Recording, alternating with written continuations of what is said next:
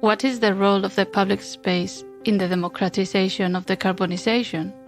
IPCC projections foresee an increase in number and frequency of heat waves in the Mediterranean area. In Spain, it is expected that average maximum daily temperatures will reach 30.3 degrees in the summer under a representative concentration pathway 8.5 scenario for the 2021 to 2050. This temperature rise may cause a relevant increase in heat-related mortality unless the population manage to adapt to these changes. But there is even more.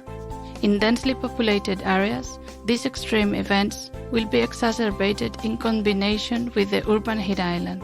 This phenomenon causes temperature differences up to 8 degrees between the city center and the surrounding rural area. Higher temperatures will cause higher cooling demand in buildings. In words of Dr. Fatih Birol, the executive director of the International Energy Agency, the increase in energy demand is the most critical energy phenomenon ignored in our days. Greater energy demand plus ongoing energy prices increments will push many households into a vulnerable situation. In 2012, and only for that year, European Union statistics on income and living conditions asked households about their uncomfortability at home in summer. Results showed a 26% of Spanish households not comfortably cool in summer, while an 8% declared being unable to keep warm in winter. Reached to this point, how can we face that in the near future?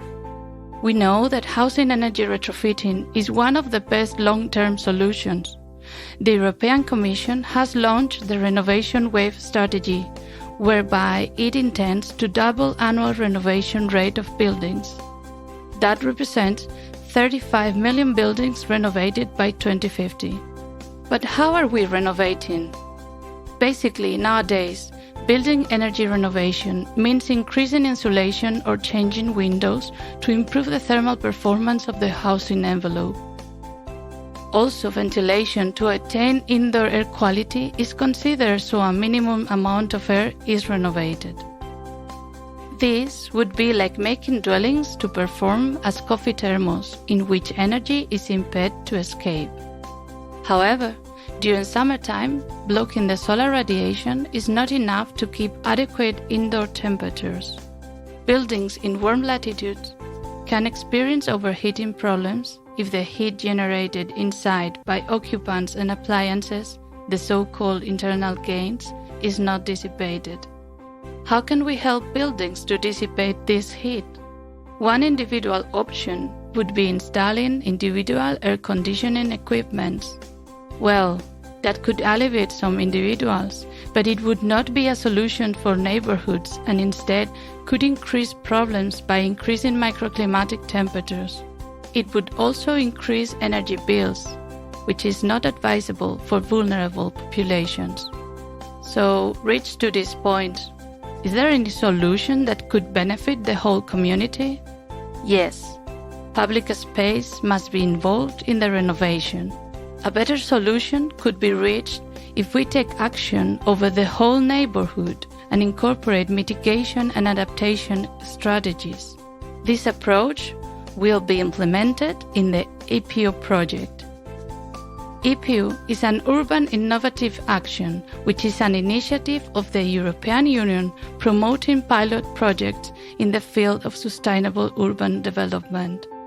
The main challenge of the project is to identify and fight hidden energy poverty. That is why we are focusing in two of the most deprived neighborhoods, Margaritas and Alhóndiga, in which we will conduct an integral renovation that will involve the whole neighborhood scale. Summer energy poverty will be addressed throughout an innovative solution. EPU will mitigate extreme summer events by cooling down street temperatures. This will help dwellings fight overheating by making night ventilation more effective. EPU project expects making decarbonisation fair by investing and improving public space, comfort conditions, and summer thermal performance. Thank you very much.